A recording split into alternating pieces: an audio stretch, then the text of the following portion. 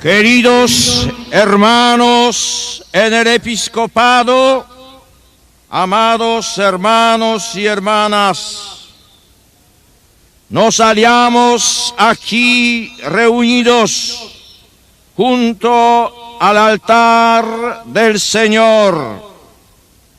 ¡Qué alegría encontrarme entre vosotros, mis queridos sacerdotes, religiosos, religiosas, seminaristas y laicos, congregados en torno a vuestros pastores de esta amada tierra de Nicaragua, tan probada, tan heroica, ante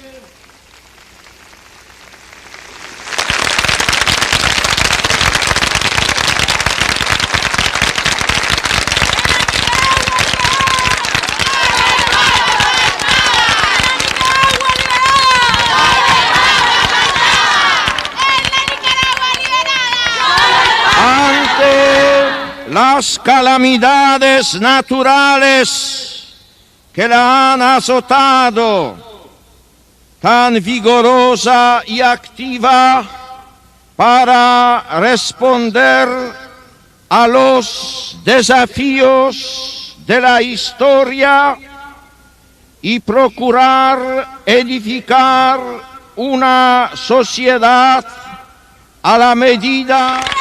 Saludo en primer lugar, con sincero afecto y estima, al pastor y arzobispo de esta ciudad de Managua,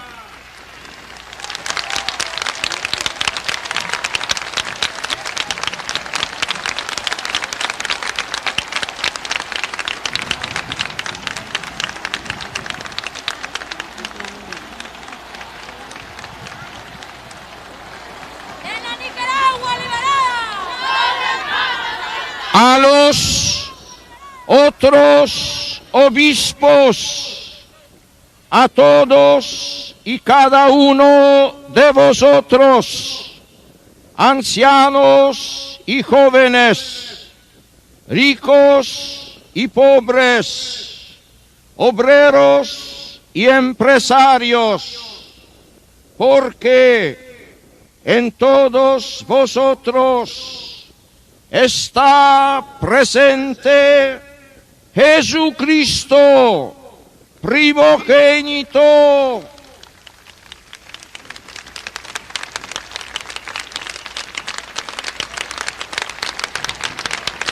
Jesucristo, primogénito entre muchos hermanos. De Él habéis sido revestidos en vuestro bautismo. Así todos vosotros sois uno en Cristo Jesús.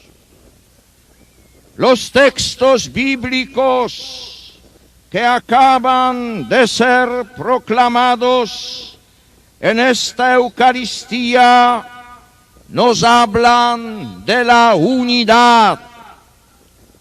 Se trata ante todo de la unidad de la Iglesia, del pueblo de Dios, del rebaño del único pastor, pero también, como enseña el Concilio Vaticano II, de la unidad de todo el género humano, de la cual, como de la íntima unión de todo hombre con Dios, la Iglesia es una como un sacramento o signo.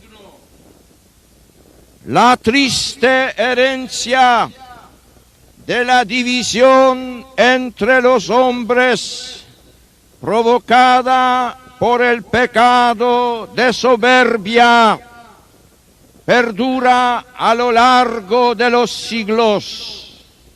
Las consecuencias son las guerras, opresiones, persecuciones de unos por otros, odios, conflictos de cada clase. Jesucristo, en cambio, vino para restablecer la unidad perdida, para que hubiera un solo rebaño y un solo pastor, un pastor cuya voz conocen las ovejas, mientras no conocen la de los extraños. Él, que es la única puerta por la cual hay que entrar. La unidad es hasta tal punto motivo del ministerio de Jesús que Él vino a morir para reunir en uno a los hijos de Dios que estaban dispersos. Así nos lo enseña el evangelista San Juan, quien nos muestra a Jesús orando al Padre por la unidad de la comunidad que confiaba a sus apóstoles. Jesucristo, con su muerte y resurrección, y con el don de su Espíritu, ha restablecido la unidad entre los hombres, la ha dado a su Iglesia y ha hecho de esta, según dice el Concilio, como un sacramento o signo de la unión íntima con Dios y la unidad de todo el género humano. La Iglesia es la familia de Dios. Como en una familia debe reinar la unidad en el orden, también en la Iglesia. En ella ninguno tiene más derecho de ciudadanía que otro, ni los judíos, ni los griegos, ni los esclavos, ni los libres, ni los hombres, ni las mujeres, ni los pobres, ni los ricos, porque todos somos uno en Cristo Jesús.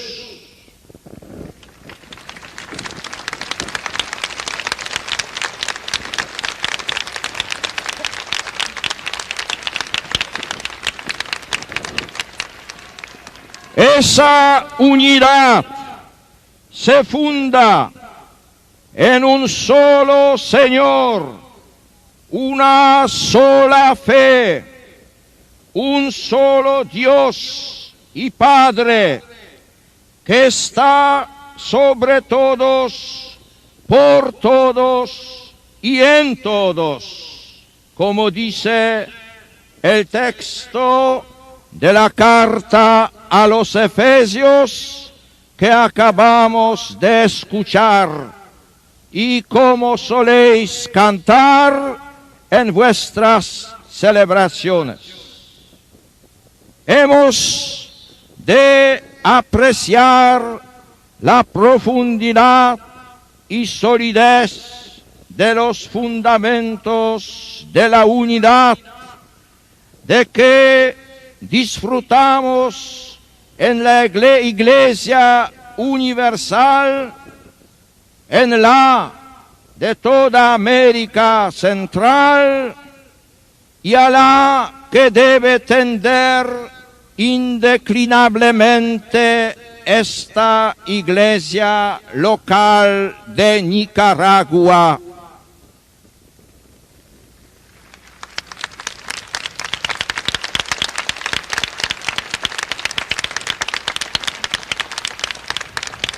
Precisamente por eso hemos de valorar también justamente los peligros que amenazan y la exigencia de mantener y profundizar esa unidad, don de Dios en Jesucristo. Porque, como decía a los obispos de Nicaragua en el mes de agosto último, este don es quizás más precioso precisamente porque es frágil y está amenazado. En efecto, la unidad de la Iglesia es puesta en cuestión cuando a los poderosos factores que la constituyen y mantienen, la misma fe, la palabra revelada, los sacramentos, la obediencia a los obispos y al Papa,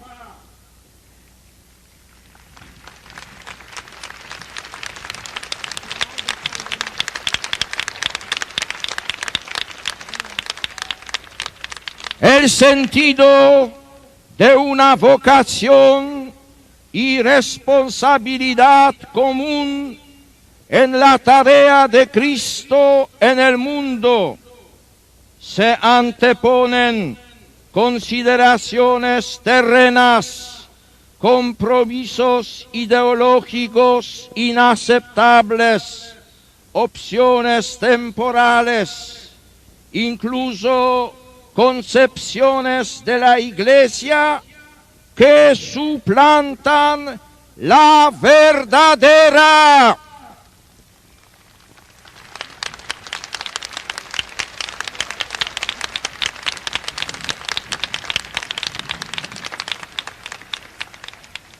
Sí, mis queridos hermanos centroamericanos y nicaragüenses, cuando el cristiano, sea cual fuere su condición, prefiere cualquier otra doctrina o ideología a la enseñanza de los apóstoles y de la Iglesia, cuando se hace de esas doctrinas el criterio de nuestra vocación, cuando se intenta reinterpretar según sus categorías la catequesis, la enseñanza religiosa, la predicación, cuando se instalan magisterios paralelos,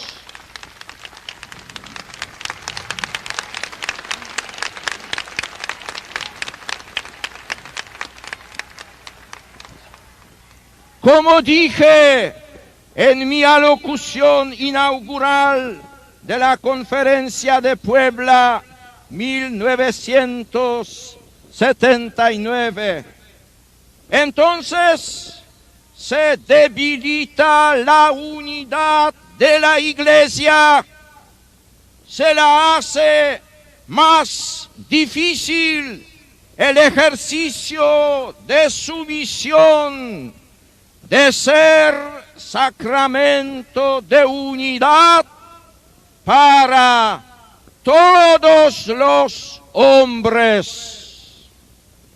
La unidad de la Iglesia.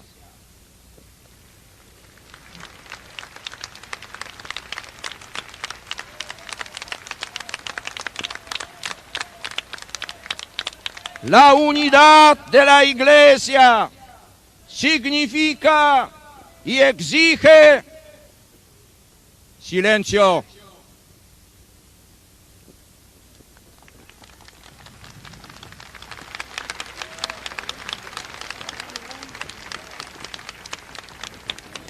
La unidad de la Iglesia significa y exige de nosotros la superación radical de todas estas tendencias de disociación. Significa y exige la revisión de nuestra escala de valores. Significa y exige que sometamos nuestras concepciones doctrinales y nuestros proyectos pastorales al magisterio de la Iglesia, representado por el Papa y los obispos.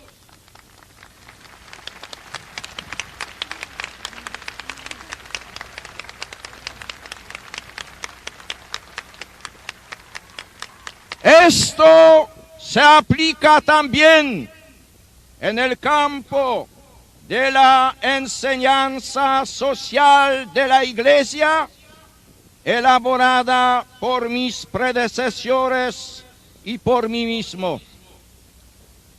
Ningún cristiano, y menos aún cualquier persona con título de especial consagración en la Iglesia, puede hacerse responsable de romper esa unidad.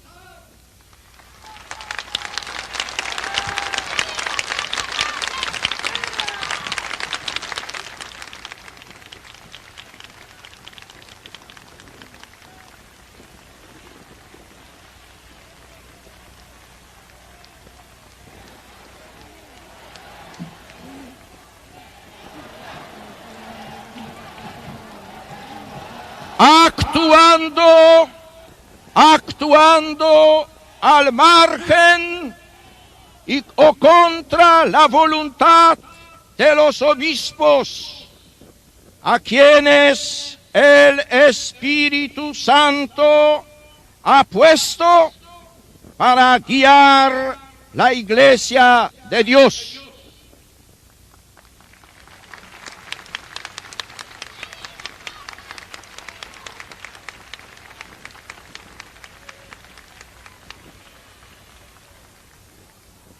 Ello es válido en toda situación y todo país, sin que cualquier proceso de desarrollo o elevación social que se emprendan pueda legítimamente comprometer la identidad y libertad religiosa de un pueblo, la dimensión trascendente de la persona humana y el carácter sagrado de la misión de la Iglesia y de sus ministros.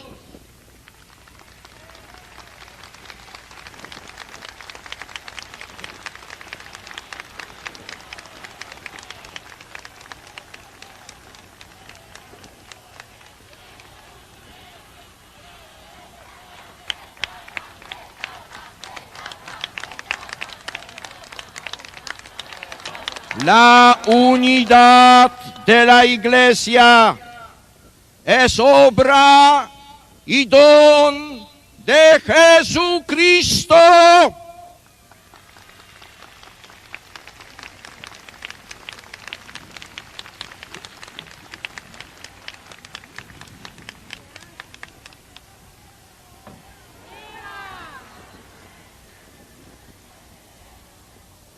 Se construye por referencia a Él y en torno a Él.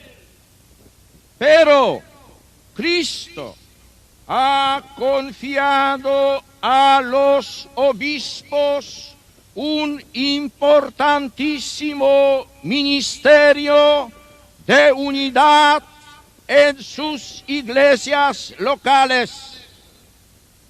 A ellos, en comunión con el Papa, y nunca sin él, toca promover la unidad de la Iglesia y de tal modo construir en esa unidad las comunidades, los grupos, las diversas tendencias y las categorías de personas que existen en una iglesia local y en la gran comunidad de la Iglesia universal.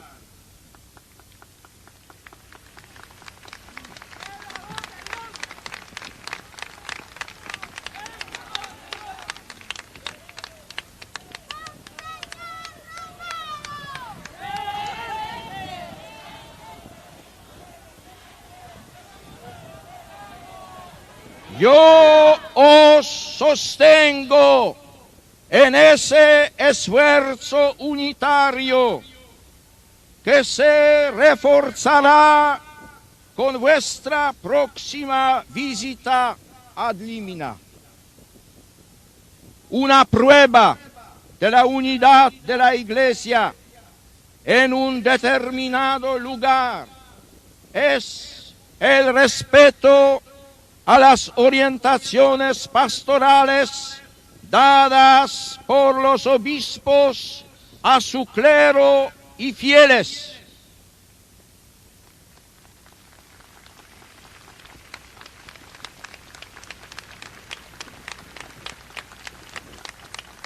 Esa acción pastoral orgánica es una poderosa garantía de la unidad eclesial, un deber que grava especialmente sobre los sacerdotes religiosos y demás agentes de la pastoral.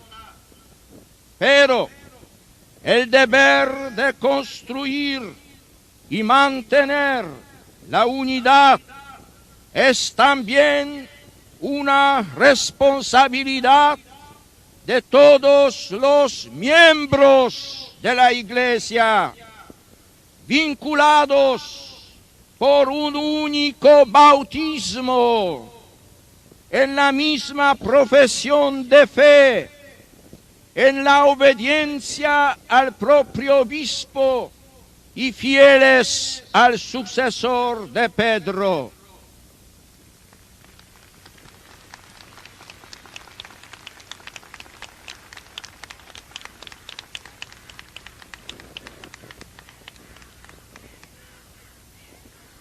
Queridos hermanos y hermanas, tened bien presente que hay casos en los cuales la unidad solo se salva cuando cada uno es capaz de renunciar a ideas, planes y compromisos propios, incluso buenos, cuanto más cuando carecen de la necesaria referencia eclesial, por el bien superior de la comunión con el obispo, con el Papa, con toda la Iglesia.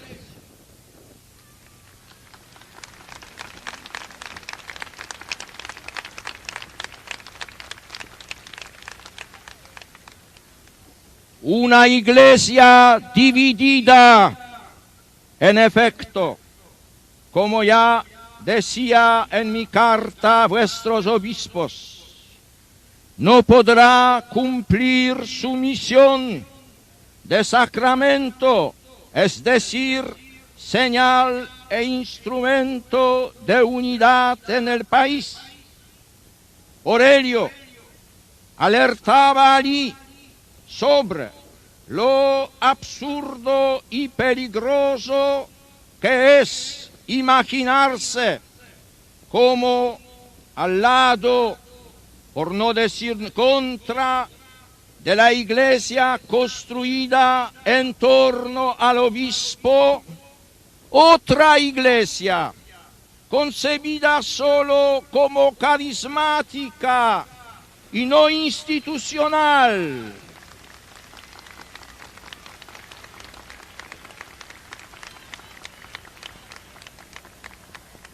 Una Iglesia nueva y no tradicional, alternativa y, como se preconiza últimamente, una Iglesia popular.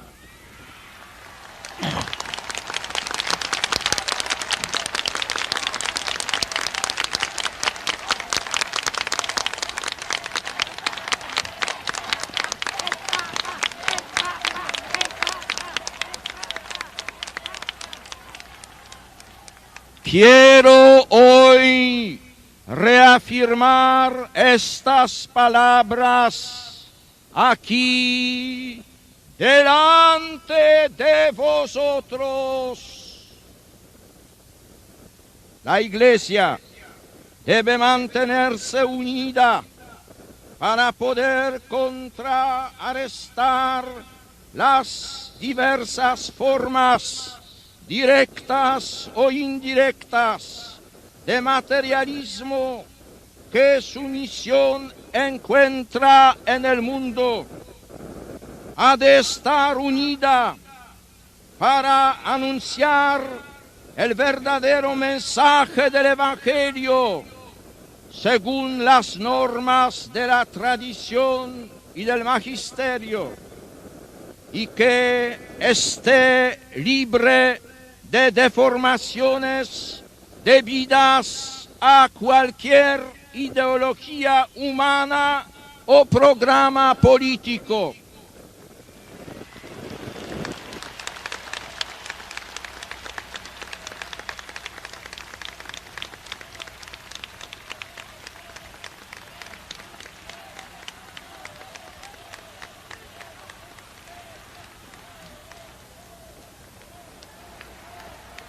El Evangelio, así entendido, conduce al espíritu de verdad y de libertad de los hijos de Dios, para que no se dejen ofuscar por propagandas antieducadoras o coyunturales, a la vez que educa al hombre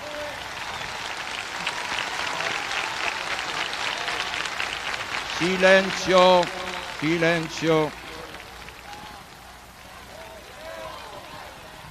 A la vez que la Iglesia educa al hombre para la vida eterna.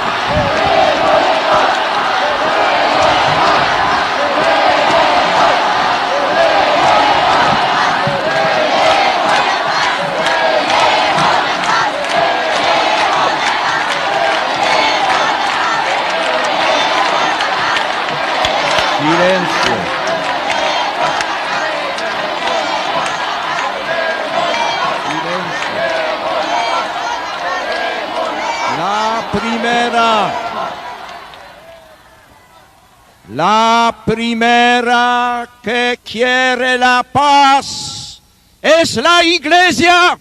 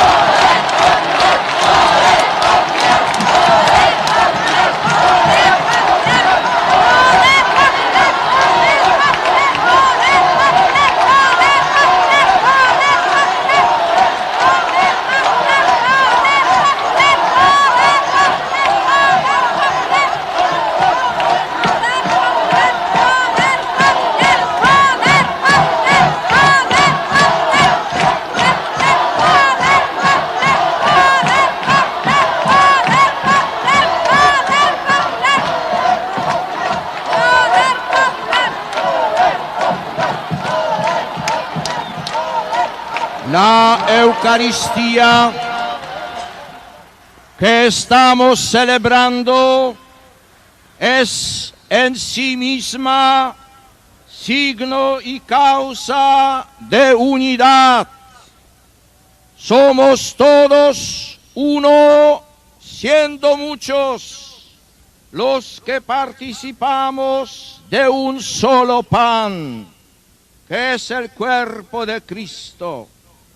En la plegaria eucarística que pronunciaremos dentro de unos instantes, pediremos al Padre que por la participación del cuerpo y de la sangre de Cristo haga de nosotros un solo cuerpo y un solo espíritu. Para lograr esto se requiere un compromiso serio y formal de respetar el carácter fundamental de la Eucaristía como signo de unidad y vínculo de caridad. La Eucaristía, por ello, no se celebra sin el obispo o el ministro legítimo, es decir, el sacerdote, que es en su diócesis, o el obispo, el presidente nato de una celebración eucarística digna de tal nombre.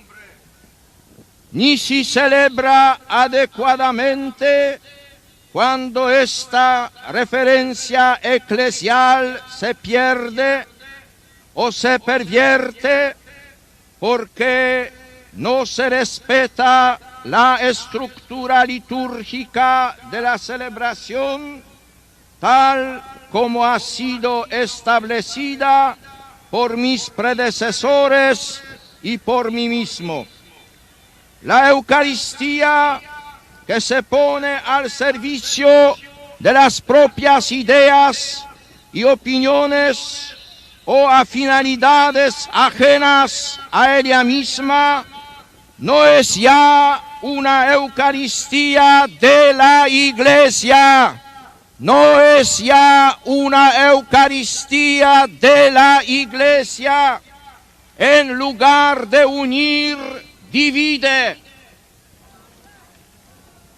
Que esta Eucaristía, que yo mismo, sucesor de San Pedro y fundamento de la unidad visible, presido, y en la que participan vuestros obispos en torno al Papa, os sirva de modelo y renovado impulso en vuestro comportamiento como cristianos.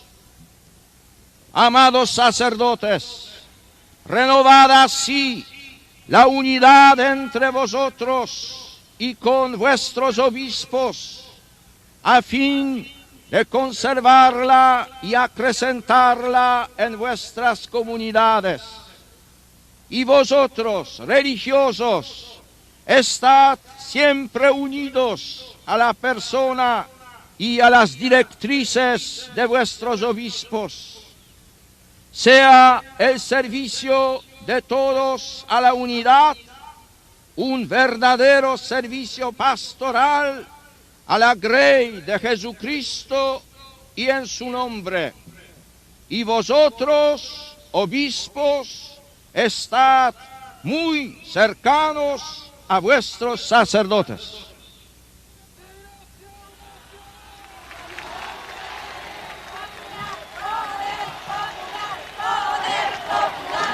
Silencio.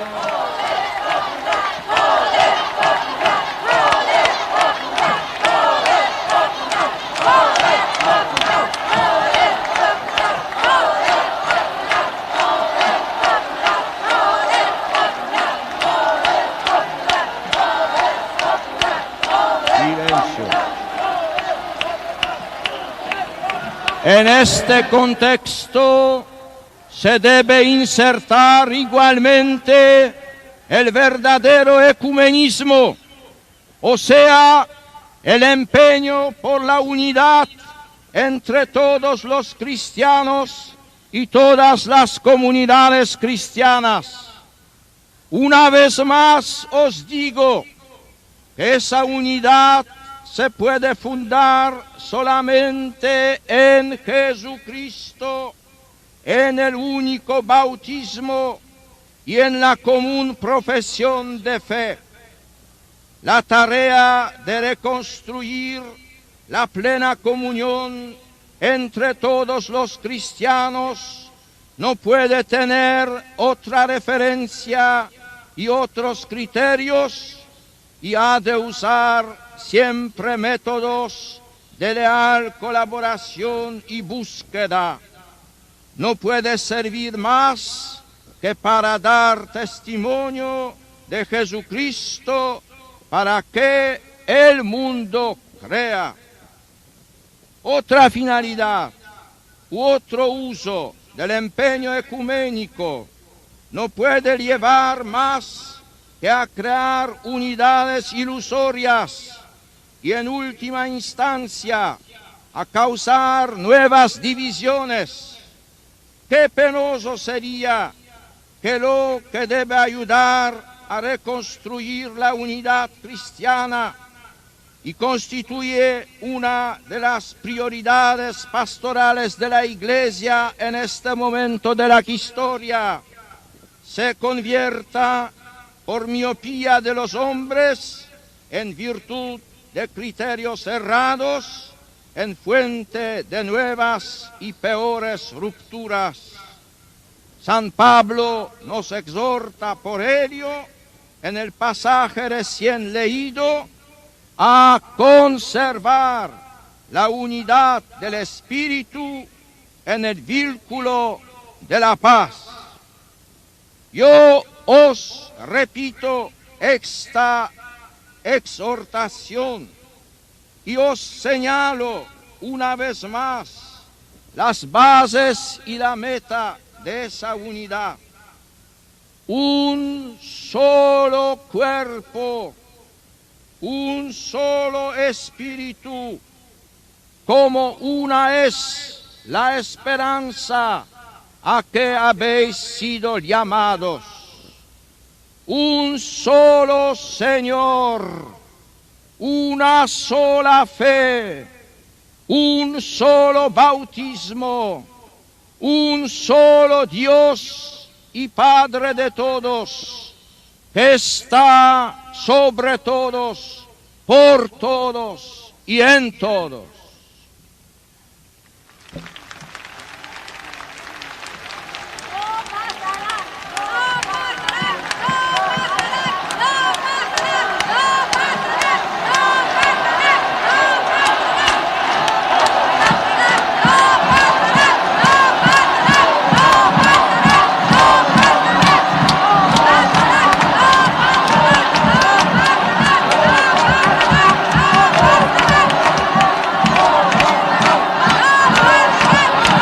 Amados hermanos y hermanas, os he hablado de corazón a corazón, os he encarecido y encomendado esta vocación y misión de la unidad eclesial. Estoy cierto de que vosotros, pueblo de Nicaragua, que habéis sido siempre fieles a la Iglesia, continuaréis siéndolo también en el futuro.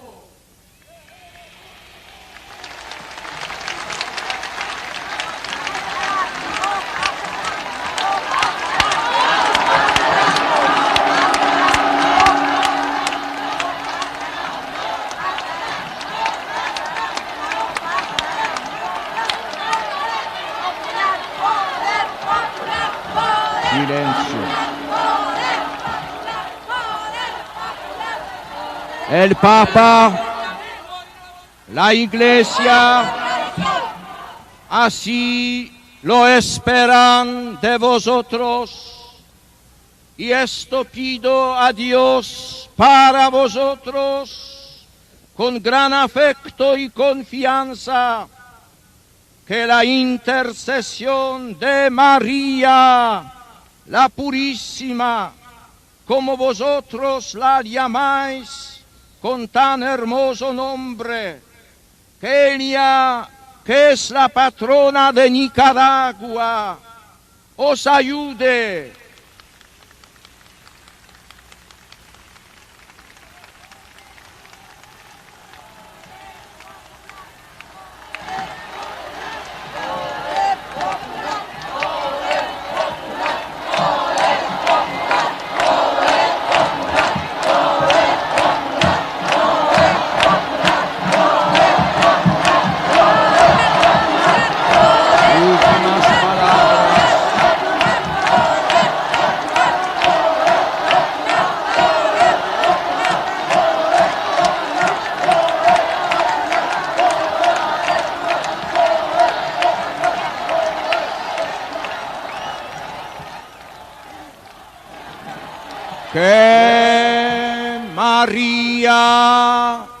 Que María os ayude a ser siempre constantes a esta vocación de unidad y fidelidad eclesial.